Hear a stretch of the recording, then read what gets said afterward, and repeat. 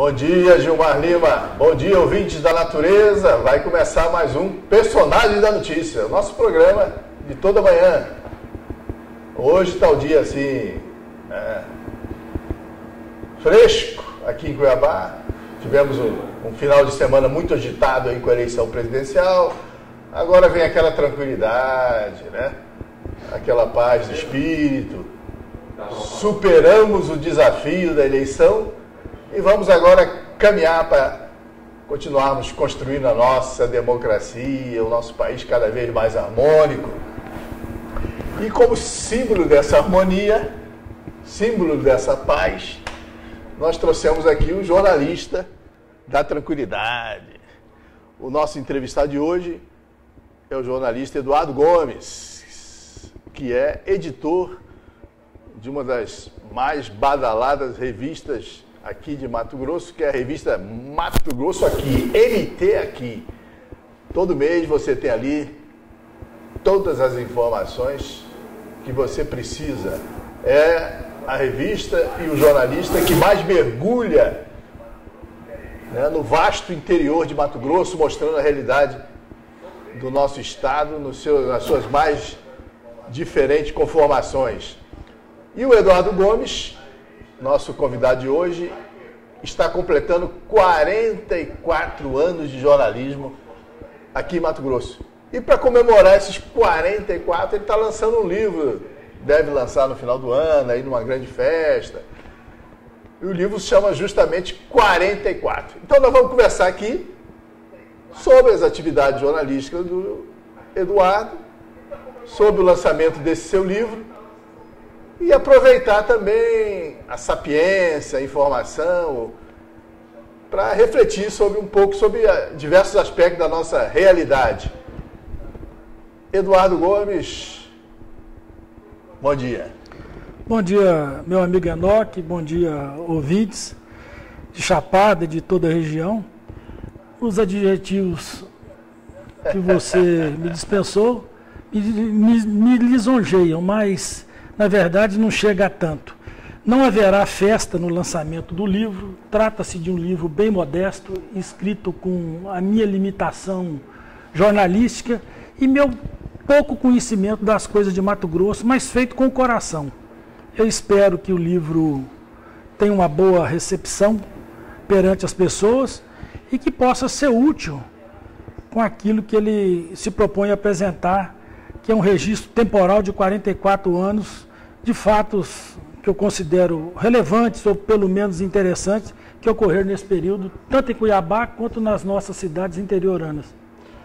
Eduardo Gomes, nós estamos falando para os ouvintes da Rádio Natureza, estamos falando também para os ouvintes que acompanham a nossa entrevista no site do Circuito, no site da rádio. E eu me pergunto, nesse seu livro, tem histórias da Chapada? Ali a Chapada está presente? Quem escrever sobre Mato Grosso e omitir Chapada não falou sobre Mato Grosso. O coração de Mato Grosso bate na Chapada dos Guimarães. É uma cidade com uma longa trajetória de civilização em Mato Grosso. Quando aqui tudo era um vazio demográfico, a Chapada era o centro do maior município do mundo. De Chapada surgiram Sinop, Sorriso e tantos outros municípios que hoje engrandecem esse estado. Eu não me reporto à Chapada anterior a 1970, porque 1970 é a linha temporal do livro. Quando você chegava aqui, né? Exato, quando eu cheguei em maio de 1970. Mas, para entendimento do texto, às vezes eu me permito um recuo para que eu possa esclarecer melhor ao leitor do que se trata. Então, a Chapada está presente direta e indiretamente. Diretamente, por ser a Chapada mística, gostosa, turística, uma cidade excepcional, de um clima gostoso, de um povo acolhedor e tudo mais. Mas ela está presente indiretamente com a subdivisão territorial de Mato Grosso, que fez nascer aquele núcleo de município abaixo do paralelo 13. Então, Chapada está bem contemplada no livro. 44 anos de Mato Grosso, Eduardo. Como é que você veio parar aqui nessas bandas? Você veio da onde? O que te atraiu? Você também veio garimpar? Você veio garimpar no jornalismo? Como é que foi essa história? Bom, é uma história bem antiga, como o próprio título do livro sugere. Eu, sem querer bancar o indelicado com você, meu amigo Enoque, eu gostaria que esse assunto fosse visto no livro, porque senão eu vou... Você adianta algumas coisas. Não, mas é o seguinte, não é um livro. No meu site uns preâmbulos. Exato, eu agradeço muito, foi muito útil aquela publicação, divulgou bem. Não se trata de uma obra biográfica, eu sou apenas o cidadão que presenciou fatos ou tomou conhecimento dos mesmos, no transcorrer do tempo. Mas eu vim para Mato Grosso em maio de 1970, quando o Mato Grosso era um grande Eldorado, que quando se falava em Mato Grosso, no Pará, quem vivia nas regiões Sudeste, Sul, eu morava em Minas Gerais, sentia aquela atração, aquela vontade de vir a Mato Grosso. Que região de Minas você? Eu sou do Vale do Rio Doce, eu nasci no município de Conselheiro Pena, numa vila que chama Barra do Cuieté, que se tornou famosa porque lá nasceu o jogador Fio Maravilha do Flamengo. E fui criado numa pequena cidade chamada Alpercata, na comarca de Governador Valadares, onde também eu morei. E eu vim a Mato Grosso para conhecer, mas, e mesmo que... Veio com o sentido de só dar uma passeada. Eu queria ter uma panorâmica de como era Mato Grosso, o que poderia estar acontecendo aqui. Nós, a minha família, nós tínhamos amigos que residiam aqui em Mato Grosso, no distrito de Paraíso do Leste, no município de Poxoréu. Eu fui até a casa de um desses amigos, José Nalon, e eu gostei muito de Mato Grosso e de um modo muito especial de uma cidade que se chama Rondonópolis, que eu tomei como minha. É a cidade onde nasceram 2 dos meus filhos, o Agenor e o Luiz Eduardo, e eu tenho um carinho muito especial por Rondonópolis. E Rondonópolis, tanto quanto a Chapada, também está contemplada na obra, se é que é assim eu posso chamar o que eu escrevi. Nesse momento que você chega a Mato Grosso, Mato Grosso era a terra do garimpo, era a terra da... Mato Grosso em 1970 não era o estado que nós temos hoje, por 2 razões. Primeiro, pelo aspecto territorial, que nós tínhamos mais 300 e poucos mil quilômetros quadrados que foram seccionados para a criação de Mato Grosso do Sul. Você chegou ainda no grande Mato Grosso? No Mato Grosso Uno, aquele Mato Grosso que se extindia, de Rondônia ao Paraguai, de Goiás ao Amazonas. Era um dos maiores estados do Brasil. Era um dos maiores estados do Brasil. E mesmo com a divisão, ainda continua entre os grandes estados. E o número de cidades era pequeno. Com a divisão territorial, em 1970, se nós considerarmos a parte remanescente, havia só 34 cidades em Mato Grosso. Quando a divisão, esse número subiu para 39, que emancipou-se Tangará, Pedra Preta e outros municípios. Mas era um grande vazio, sem nenhuma infraestrutura, sem rodovias pavimentadas, com telefonia somente em Cuiabá. E quem não tinha acesso ao telefone em Cuiabá, o ponto mais próximo para poder falar era em Padronal, lá perto de Vilhena, que tinha uma torre da Embratel.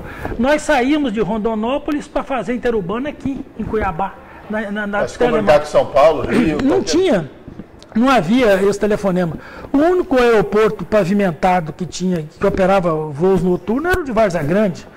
E não havia o FMT, nós não tínhamos a Universidade Federal de Mato Grosso ainda. Então, e além de um grande vazio demográfico e uma população que vivia o cidadão de costa um para o outro. Porque quem vivia em Rosário Oeste ou quem vivia na pequenininha Aripuanã, não tinha contato um com o outro. Nós não tínhamos esse sistema de comunicação hoje. E até as estradas eram problemáticas. Não havia estrada para a maioria dos lugares, não havia estrada. Na verdade, algumas trilhas. Você, para ir de Cuiabá para Barra do Garças, você tinha que ir ao Araguaia, pegar a estrada Ribeirinha ao Araguaia, passando por Araguainha, Ponte Branca, não havia Ribeirãozinho, saía em Torixoréu, Pontal do Araguaia e Barra do Garça. Você não passava por General Carneiro, porque não tinha Primavera do Leste, não tinha aquela estrada. O pai do Cosme Rainer, nosso amigo jornalista, foi que começou a cidade de Primavera do Leste. A verdadeira origem de Primavera do Leste foi a pensão cuiabana do pai do Cosme, no trevo que entrava para Paranatinga, que também era uma currutelazinha garimpeira. Faz ali um lugar para o viajante parar, comer, e um ponto de pouso. Vai criando em volta. Essa é basicamente a origem das cidades. Um ponto de pouso para boiadas e para os boiadeiros da comitiva, dos aventureiros que se atreviam e a General Carneiro, seguindo as trilhas da linha de transmissão estendida pelo Marechal Rondon. O livro fala no surgimento de cidades. Infelizmente, não deu para poder citar todas, com detalhe. Todas são citadas. As que surgiram... Quem lê o seu livro vai saber das origens da maioria delas. Esse é um aspecto interessante do livro. Nós falamos sobre todas as cidades, mas detalhadamente não dava para falar em todas, porque são muitas as cidades, e o livro tem 244 páginas apenas. Então, a gente conta, não aquela criação oficial, a lei número tal, do deputado... sim, não. Você conta a história através do personagem. É através do personagem que está lá e que fez aquela cidade, do pioneiro, que eu fui lá conversar com ele. Nós levantamos aspectos interessantes do Itanhangá, por exemplo, do Ipiranga do Norte. São cidades que surgiram, inclusive, de assentamentos da reforma agrária, e tanto quanto o Lucas do Rio Verde. Então a gente conta sobre isso, sobre o grande incêndio que devastou Marcelândia, destruiu mais de 100 casas. Esse é mais recente. Mas está dentro do contexto. E que ninguém fica rememorando isso. Eu fui atrás dessa história. De um avião da... só rememorando. A verdade também é que o nosso jornalismo não cobre esse interior, como você costuma fazer. Eu fui atrás dos destroços de um avião da Varg que caiu em São José do Xingu, quando o piloto voava de Marabá para Belém, errou a rota e caiu aqui, se chamava São José do Bang Bang. Eu fui lá, eu estive no local da queda do avião da Gol, aquele voo que matou o segundo maior acidente aéreo do Brasil. O Legacy trombou com o avião sobre a fazenda Jarinã, no município de Peixoto de Azevedo. Então eu conto alguns aspectos, eu falo sobre o garimpo, dos garimpeiros que lavavam o chão do cabaré com cerveja, eu conto da Rua Bahia, folclórica rua da zona boêmia mais famosa de Mato Grosso, lá em Poxoréu, na nossa querida Poxoréu. Podemos detalhar um pouquinho mais isso. Como é que era? Rua Bahia, tinha muita garota que vinha da França também, polaca. Não, na verdade não. Da França não, mas mulheres lindas recrutadas em Goiânia, em São Paulo, iam para Poxoréu, para as zonas, para os cabarés da zona boêmia da Rua da Bahia. E a sociedade de Poxoréu era bem harmônica. Convivia, as mulheres saíam para fazer compra na loja do seu Zé Coutinho, na loja do Jeová, eram recebidas nas sorveterias, as pessoas cumprimentavam na rua. Havia os bailes de gala no Diamante Clube, com a orquestra do Marinho e seus beat boys tocando, orquestra de fora. Trio Iraquitã tocou em Poxoréu. Trio Iraquitã, famoso Trio Iraquitã. Então o Poxoréu, que hoje está assim, meio decadente, foi um centro econômico. Foi. O Poxoréu é um município irradiador de municípios. Pedra Preta, Rondonópolis, São José do Povo, Jaciara, Jucimeira, São Pedro da Cipa, Campo Verde, parte de Campo Verde e Primavera do Leste foram emancipados de Poxoréu, e Santo Antônio do Leste também. Todos pertenciam a Poxoréu. Então, enquanto as famílias dançavam no Diamante Clube, próximo dali o pau caía a folha, como se diz, na Rua da Bahia. E eu tinha que falar sobre isso para poder botar o pau caía a folha. É uma expressão, um jargão garimpeiro, o pau caía a folha. Então, é isso. Eu falo sobre a questão madeireira, sobre a questão ambiental, sobre os problemas indígenas, sobre a covardia que o governo brasileiro, da dona Dilma, fez com as famílias de brasileiros de mão calejadas que viviam na antiga fazenda do Papa, na chamada Gleba Suyamiçu, no Vale do Araguaia. Eu tenho muito detalhe sobre isso que a imprensa não noticiou, porque a causa indígena é bonita. Ela dá ibope, falar bem de índio. Eu não tenho nada contra índio, mas também não tenho a favor quando o índio quer tomar o que não é dele. Então, desalojaram milhares de brasileiros e essa injustiça está debaixo do tapete. Você está entendendo? A população remanescente da antiga fazenda do Papa foi dispersa e muitas pessoas suicidaram. E ninguém fala nesse suicídio. Da prostituição, dos crimes famélicos que estão acontecendo, do desespero que tomou conta de uma região de Mato Grosso por um ato infeliz que atravessou governos do PT e do PSDB. Mas o ato aí não foi puxado pela presidenta Dilma, pelo seu governo. Existe uma exigência legal imposta por ações do Ministério Público Federal. É verdade, esse Ministério Público Federal tem sido muito perverso com o Mato Grosso. Ele é muito mais real do que o rei. Aonde, em alguns setores que ele deveria estar presente, ele não se faz presente. Por exemplo, eu gostaria de ver o Ministério Público Federal na fronteira denunciando o traficante. Lá não vai procurador do Ministério Público Federal, mas para pegar um brasileiro de mão calejada, que está em cima de uma área consolidada há 40 anos, uma posse mansa e pacífica, sem conflito étnico, porque não tinha índios na região, não tinha nada. Se tivesse uma gestão política em Brasília, com a bancada federal altiva e não covarde como a nossa bancada é covarde quanto a isso. Se nós tivéssemos presidentes da República sérios, não teria acontecido o que aconteceu em Sué-Missu.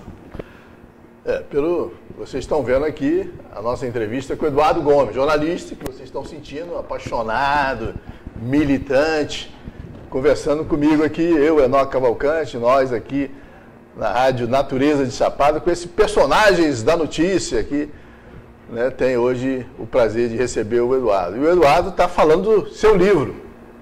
Muita expectativa aí, no final do ano vai sair o 44, né, cobrindo um pouco do vazio da informação, seja pelo jornalismo, seja pelos historiadores, né? Porque nós temos um historiador aqui que de repente conta bem a história do Paraguai, conta outras histórias e não fala das experiências matogrossenses. Discute a questão dos Estados Unidos e blá, blá, blá. Mas faltam historiadores para mergulharem na realidade matogrossense. Por exemplo, essa questão das colonizadoras. Você acha que todas elas se comportaram com dignidade e trouxeram resultados memoráveis para o nosso Estado? Ou houve muita exploração? Eu vou fazer um pedido a você, não me permitir fazer uma reparação. Eu não me sinto historiador, de hipótese alguma. Eu não aceito esse rótulo. Eu não tenho credencial para tanto. Não tenho conhecimento para tanto. E nem embasamento para tal. E, modéstia à parte, eu sou um repórter, porque eu sobrevivo há 44 anos ganhando pão e escrevendo.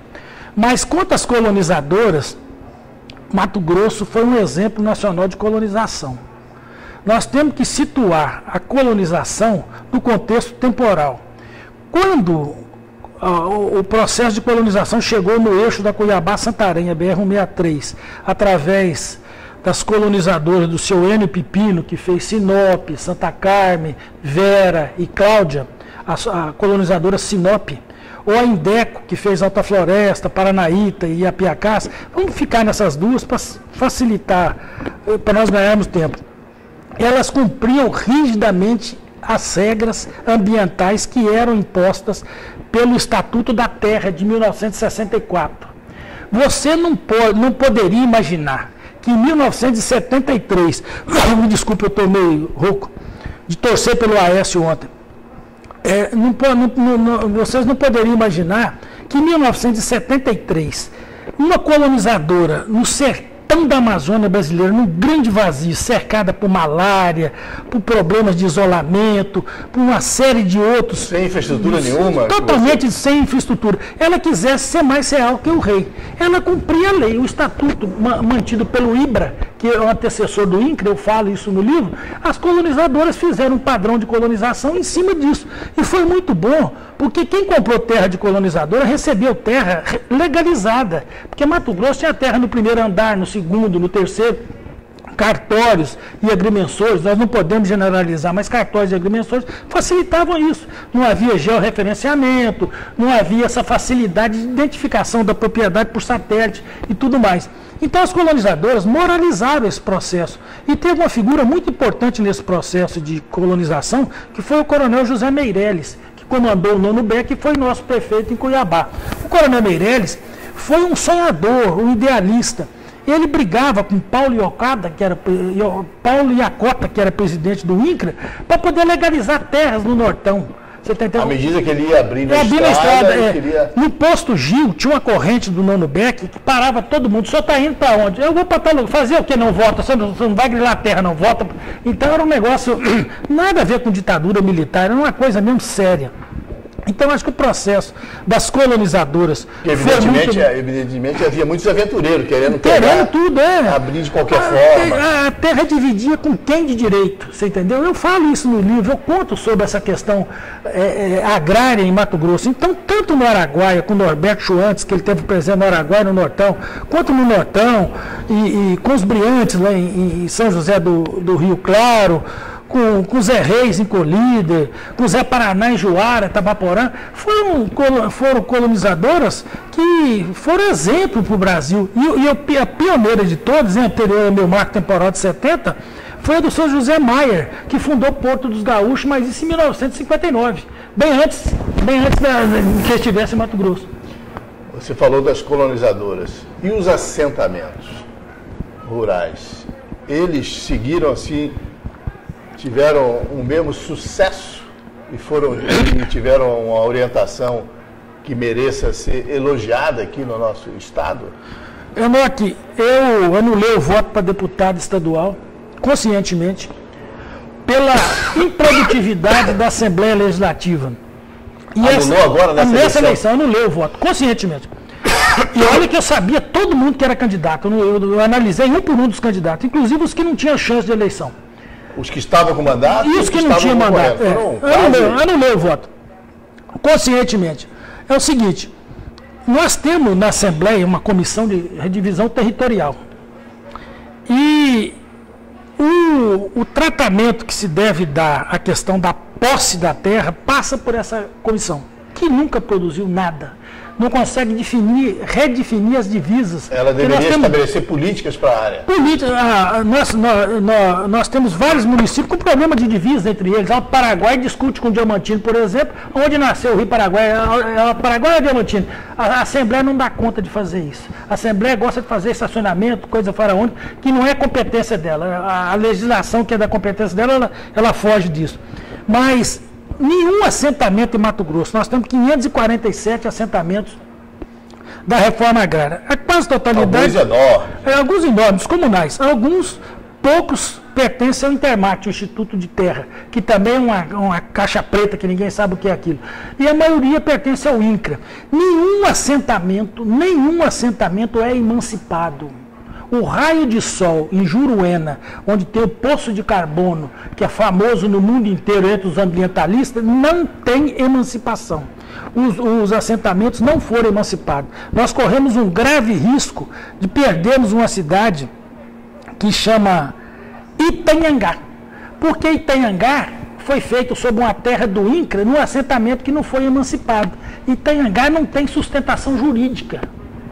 Você está entendendo? O INCRA nunca teve interesse. Todos os povos lá podem ter a sua. A cidade já houve esse questionamento, inclusive na esfera federal, para o Ministério Federal, dissolver a cidade, desmanchar, retirar todo mundo dali. Porque o INCRA não tem interesse em resolver a questão dos assentamentos. E os políticos também não. Pode ser que um político ou outro, eu devo, por questão de justiça, fazer a devida exceção. Mas, de via de regra, o político não tem interesse, porque ele precisa de ter a massa de manobra. Ele precisa ter um miserável lá na ponta que tem carência e dependência jurídica para chegar no seu fulano de tal que é deputado ou é senador da República, para poder pedir, doutor, me ajeita isso. Então, se emancipar o assentamento, ele passa a ser senhor da terra. A terra é dele. Aquele documento que todo mundo quer ter debaixo do travesseiro guardado. Não tem. O poceiro é o infeliz. Infeliz por ter chegado na condição de poceiro, na miserabilidade, num país tão rico e tão promissor quanto isso, e infeliz de ser governado por um povo tão ruim quanto o nosso, que estão ocupando cargos na esfera federal, estadual e municipal também. Você está entendendo? É um negócio complicado.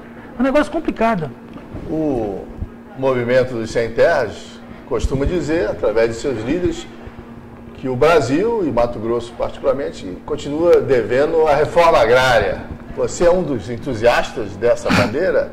Eu acho que não tem clientela, isso aí já não é objeto do livro. Certo, mas eu acho que não tem. A questão está lá. Nós não temos clientela para mais áreas de reforma agrária. Se for feita uma redefinição das áreas desapropriadas para fim de reforma agrária... Nos assentamentos existentes? Nos assentamentos existentes, no PA Peixoto de Azevedo, que é descomunal, você tem tantos outros grandes, Caeté, aqui em Diamantino e tantos mais. Se for feito um cadastramento da ocupação da terra e checando se o poceiro, o parceleiro que está lá no lote, é o original da inscrição primitiva, você verá que houve um contrato de gaveta igual ainda há no BNH. É isso. passou para o João Manel, Joaquim, Maria e foi embora. Então não tem.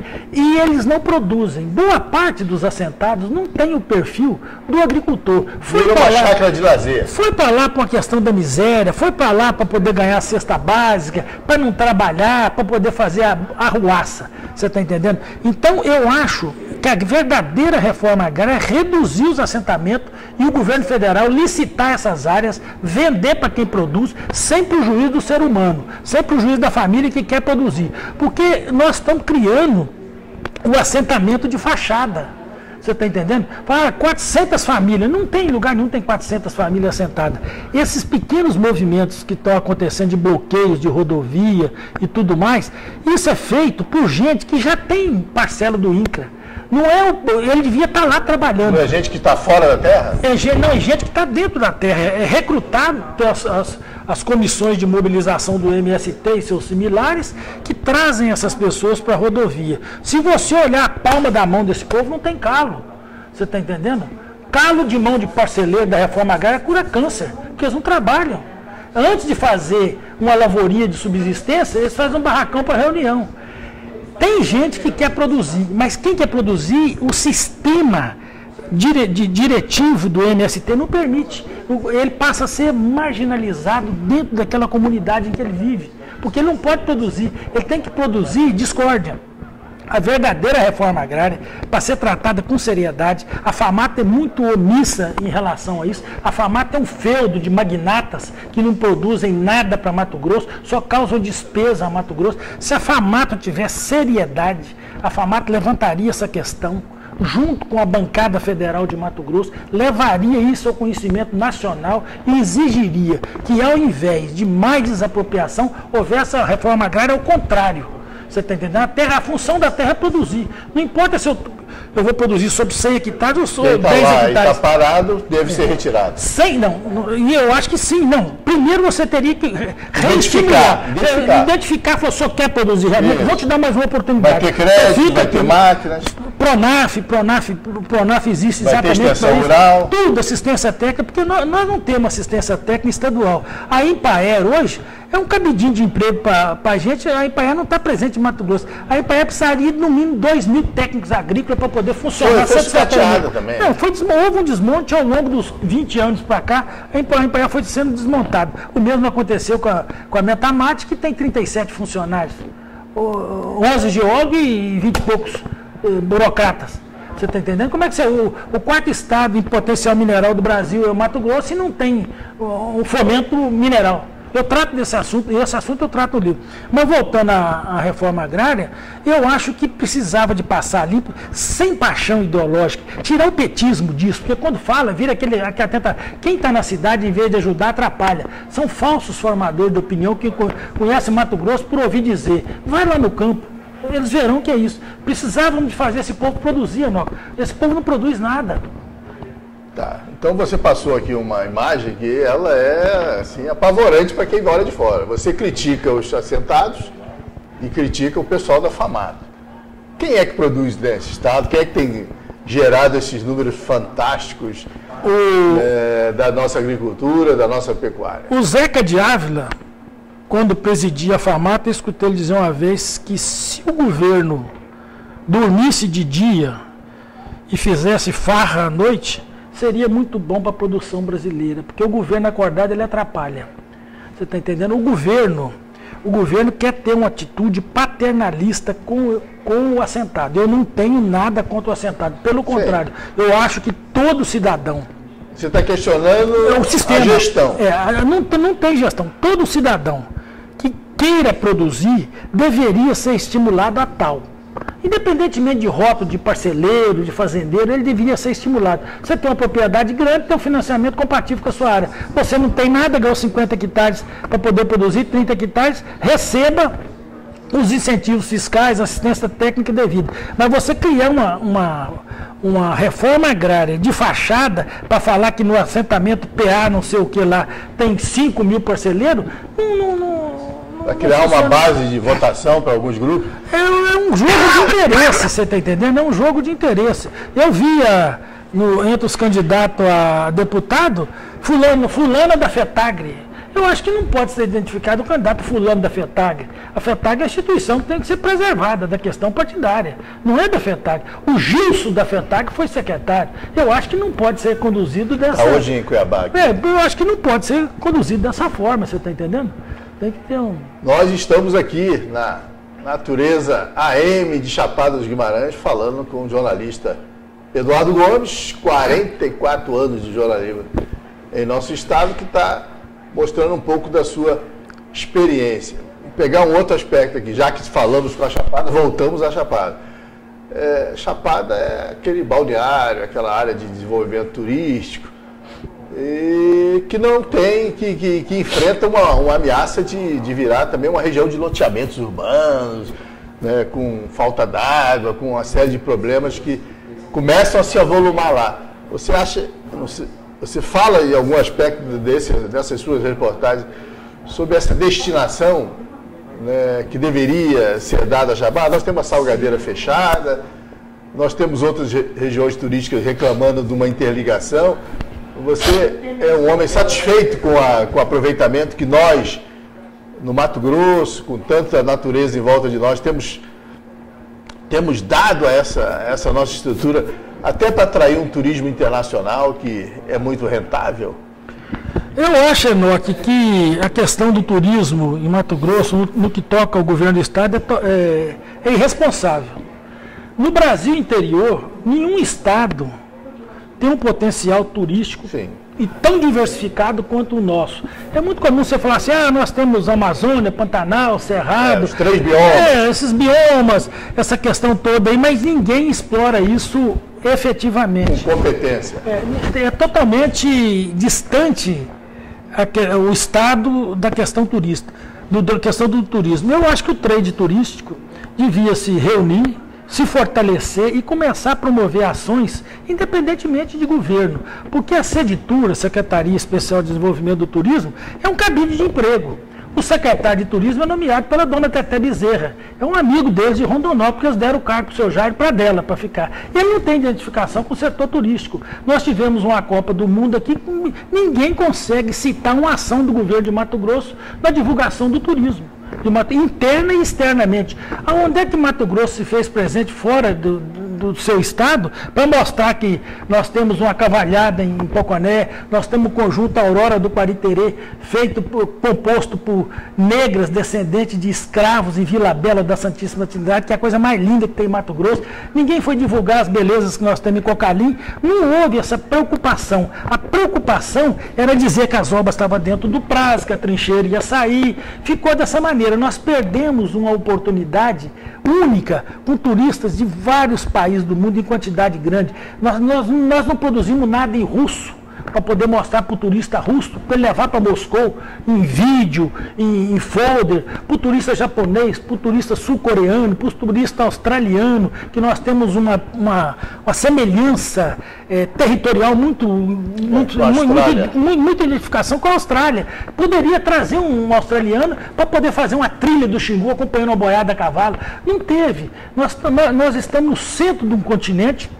Existem atrações inexploradas aqui. Totalmente, nós temos uma chapada mística, nós temos uma Chapada dos Guimarães mística, cercada de misticismo, nós temos a Barra do Garça, cercada de misticismo na Serra do Roncador, onde desapareceu o Coronel Fawcett em 1925, você está entendendo? O Valdão Varjão, primeiro senador negro de Mato Grosso, que é objeto do meu livro, ele criou um discoporto em Barra do Garças e ele conseguiu para receber os discos voadores. E para receber turista, na verdade, disco voador não vai chegar nunca. Ele fez a senha turística. Exato. Ele foi para o programa do Jô, foi para a Veja, foi para a Folha de São Paulo, divulgou Barra do Garças. E Cuiabá fez o quê durante a Copa?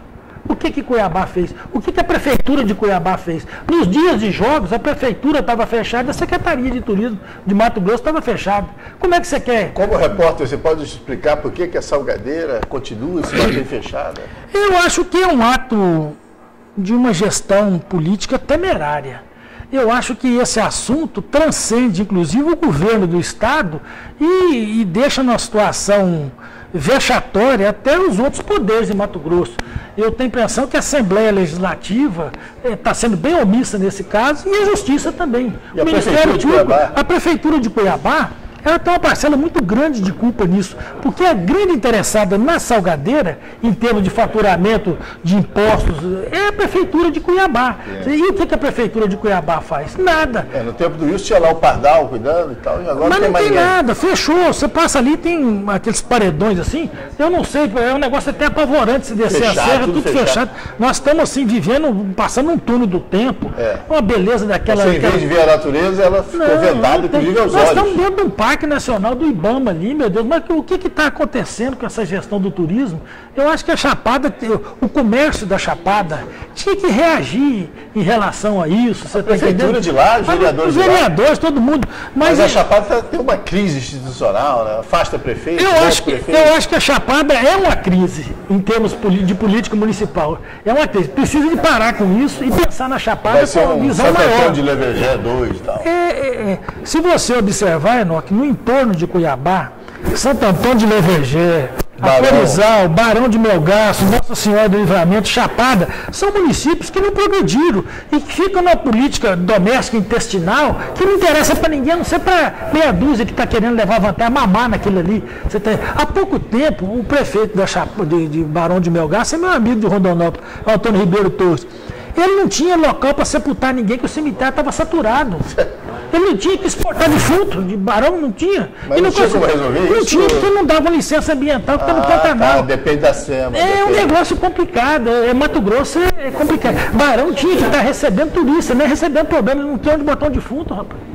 Resolveu o problema? Resolveu, mas a duras penas conseguiram, sempre tem um jeitinho, ajeita dali, ajeita daqui. Mas eu queria falar mais sobre o livro, irmão. Vamos lá, o livro sai quando? Quando é que em dezembro. Vai estar? Eu acho que o livro vai ser um bom presente. Está economicamente garantido, os custos? Não, deixa eu te contar, eu não tenho patrocínio, não tem lei de incentivo à cultura.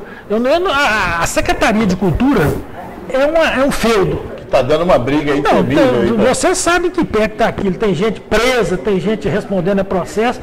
Por você aprovar um projeto cultural ali, você tem que deixar metade do que você vai levar, que segundo diz, eu não posso provar, mas falam isso. Corre aí, não é a boca pequena. Não, todo mundo fala isso abertamente. Se eu tiver que fazer isso, eu prefiro não escrever um livro. Eu quero escrever um livro com dignidade. Então eu estou bancando o custo da impressão do livro, que não é barato, e espero você, com a comercialização, você retomar. Nas livrarias, nas bancas, nas encomendas de pacotes de livros para empresas distribuir no final de ano e tudo mais. Espero que eu consiga, pelo menos, reaver o que eu gastei na impressão. Eu não quero nem ter lucro. Vai lançar quantos exemplares? Eu tenho a impressão que 5.000 exemplares para a tiragem inicial. Porque aqui em Mato Grosso, com toda só essa rede de bibliotecas e tal, já eu acho que sim, se as prefeituras se interessassem, né? É uma história contada com seriedade, com linguagem simples, mas eu não entro nas questões partidárias. Ajuda as pessoas que vivem, moram e labutam em Mato Grosso a ter uma visão do seu estado. Veja bem, aqui em Mato Grosso, aqui em Cuiabá, eu não vou generalizar no estado, em Cuiabá. Se você tem um amigo e esse amigo monta um bar, você fala assim, vou lá tomar uma cerveja para te ajudar. Vai lá e gasta com ele. Se você monta uma revista, o seu amigo te pede um exemplar. Ele não compra. É verdade. A cerveja o cara aceita pagar. Não pagar, não. Se ele puser comprar um táxi, o cara vai andar no táxi do amigo para ajudar. Se ele abrir uma pousada, ele vai pousar para poder ajudar. Mas quando você abre, ele fala, fulano, manda para mim. Manda só 10, tá bom. Eu escrevia, quando Deus me abençoou, eu consegui escrever algumas reportagens interessantes sobre quantos anos já a revista MT aqui? 4 anos. Mas eu consegui escrever algumas histórias interessantes sobre personagens fundamentais do desenvolvimento de Mato Grosso. E em nenhum desses casos, quando o assunto foi restrito a Cuiabá, alguém da família falou assim, muito obrigado, pelo menos. Não tem esse reconhecimento. Fazer imprensa aqui é um ato de heroísmo ou de insanidade até. Você acha que a nossa imprensa, nesses 44 anos, ela evoluiu? Como é que está a estrutura da informação aqui? Bom, nós temos grandes profissionais da imprensa que eu gostaria de grandes empresas também, né? Grandes empresas, porque você não quiser destacar aí. Não, tem. O Circuito é um jornal que se mantém aí com uma tiragem auditada, nós temos a Gazeta, o Diário de Cuiabá, que eu tenho um bom vínculo antigo com o Diário, a Folha do Estado, nós temos sites, a sua página do Valente, Guerreira, né, emissoras de televisão, de rádio e tudo mais. Grupo Zaran. Grupo Zaran, que é de fora, mas tem as emissoras de Tangará, Rondonópolis, Sinop e Cuiabá. E nós temos grandes profissionais que um dia eu gostaria de escrever como esses meninos novos escrevem, que escrevem bem, são grandes jornalistas. Mas eu vejo a imprensa de Mato Grosso muito distante da realidade socioeconômica do Estado. Nós não podemos... Das pautas que interessariam desenvolver mais. Na verdade, as pautas são basicamente coletivas. Você tem uma coletiva do presidente do Detran, todo mundo vai lá no outro dia, igual carneirinho, passa um atrás do outro, falando do Detran. Tudo igualzinho, até a foto, às vezes, da assessoria vem a mesma foto. Tá. Isso aproveita muito release. Isso, é uma imprensa tesourão. E a economia de Mato Grosso está ligada ao agronegócio. O agronegócio é a base econômica de Mato Grosso. Você pode abrir os jornais de Cuiabá todos os dias, você não vê nos cadernos de economia a dimensão da economia mato-grossense. Quando muito você vê o Rui Prado da FAMAP, o Ceneri Paludo do Ministério da Agricultura, o Vacari lá da Aclimate, sei lá como é que chama. Não é o Vacari do Petrolão. Não, do Petrolão.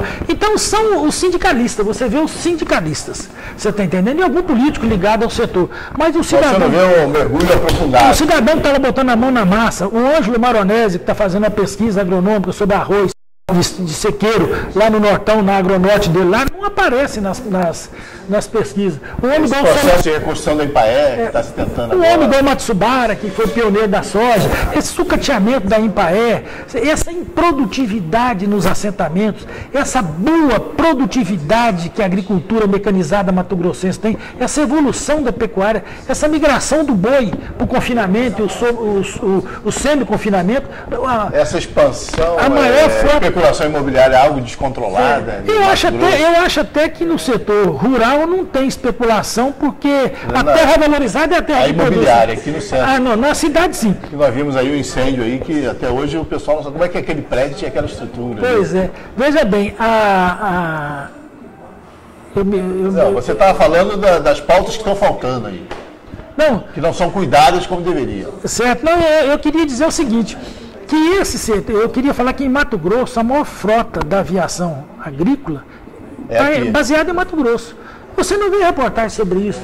O maior número de aviões que fazem o fumigamento. O grande produtor de etanol brasileiro é Mato Grosso. Essas conversão dessas plantas que faziam o etanol de pinhão, por exemplo, para poder fazer com milho, você está entendendo? Ninguém está tocando nisso.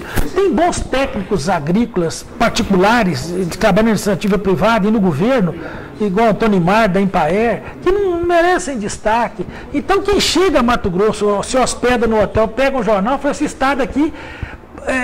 Vê notícias, às vezes, de outras regiões e não Nós somos uma imprensa pardal.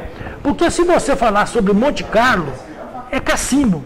É conhecido como a cidade do jogo, claro. É aquilo. Se você falar sobre Paris, é a noite parisiense. Todo mundo conhece a região pelas suas atipicidades. Você está entendendo? Em Mato Grosso, ninguém se preocupa em mostrar Mato Grosso como um estado produtor. Um estado produtor de fibras, de grão, de carne. Não tem essa preocupação.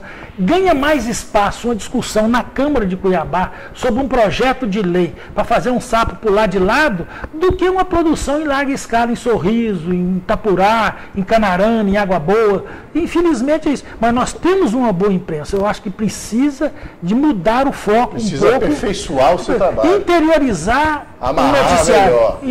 Interiorizar o noticiário. E meu livro é um livro interiorano. Ele é um livro, ele vai nisso. Você é um homem de Rondonópolis. Não, eu sou da roça, eu não sou da... Você mora aqui também no... Não, eu moro em Cuiabá. Tem um braço aqui em Cuiabá. Eu sou o biotipo do mato-grossense adotado, né, que fica no interior e depois vem para a capital. Tem o Rima, que trouxe o Mário Marques, que trouxe tanta gente aqui para Cuiabá, você está entendendo? Mas isso não quer dizer que morando em Cuiabá não esteja permanentemente fora de Cuiabá também. O Eduardo Gomes está conversando com a gente aqui no nosso personagem da notícia, da Rádio Natureza. É um jornalista, editor de uma revista mensal, você tem mantido... Quinzenal. Quinzenal, você aperfeiçoou a sua circulação, que é a MT Aqui, que está nas melhores bancas, é distribuído em todo o estado e tem mergulhado basicamente em reportagens sobre o interior do estado. O Eduardo está preparando a edição do seu livro 44, que são os 44 anos de jornalismo que ele vai retratar nessa obra. Está sendo finalizada, está nos trabalhos aí de produção dela. Em dezembro haverá um lançamento que ele diz que vai ser modesto. Eu acho que não. Não vai ter lançamento. Pelas exigências aí, pela expectativa criada, o livro vai acabar tendo um lançamento festivo. O livro está aqui.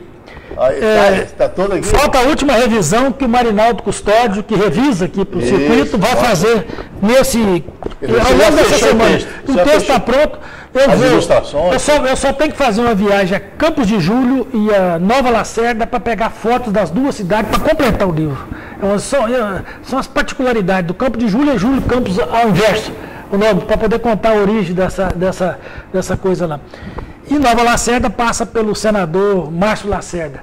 E coincidentemente foram parentes dele que emanciparam esses municípios.